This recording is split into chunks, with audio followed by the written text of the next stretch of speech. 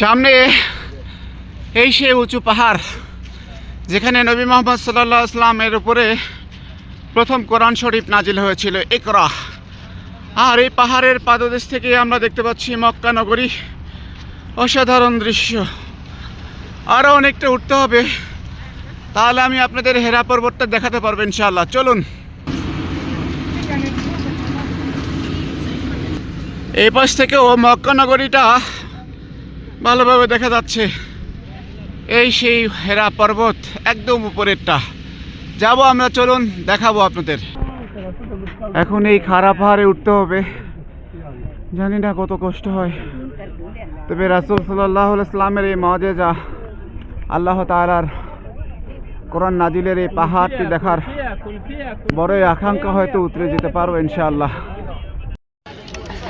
অবশেষে আলহামদুলিল্লাহ আমরা চলে এসেছি সেই গুহার কাছে। এই যে লোকজন, এখানেই কিন্তু গুহাটা।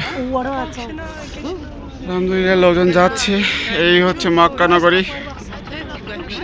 ওই যে কাবা ঘরের ক্লক টাওয়ার দেখা যাচ্ছে। আলহামদুলিল্লাহ পাদদেশে